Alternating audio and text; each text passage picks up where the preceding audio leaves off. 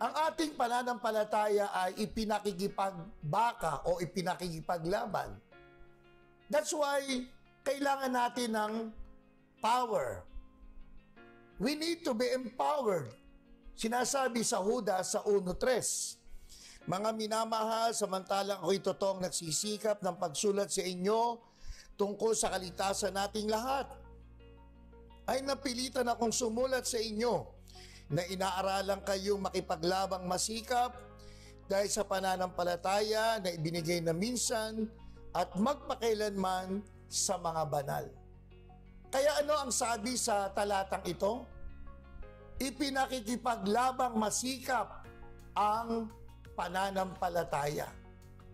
Kaya kailangan talaga natin na ma-empowered, mapalakas, ma-strengthening. Dahil kailangang maipanalo natin itong laban na ito. May kailangang ipagtagumpay tayo, dilit ibang ating pananampalataya. Kaya in order for us to be victors of faith, we need to overcome the challenges, the trials of crisis. Dahil ang sabi sa Matthew in 24 verse 24, sapagkat may magsisilitaw na mga bulaang Kristo at mga bulaang propeta at mga nagpapakita ng mga dakilang tanda at mga kababalagan, ano pat ililigaw kung maaari pati ng mga hirang. Kaya ang mga mangyayari sa sanglibutan ay maaring makapagpaligaw sa atin, maging sa atin na mga mananampalataya, maging sa mga hirang.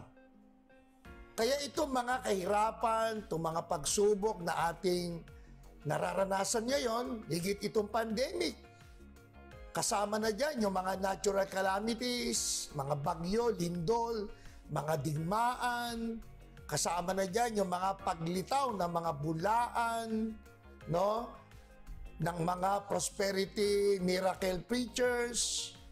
Yan ay maaaring gamitin ng kaaway para ligligin ang ating pananampalataya.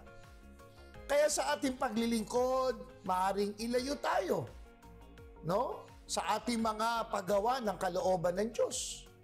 O kaya naman, magdala sa atin ng takot. Sukdo lang, hindi na tayo makagawa.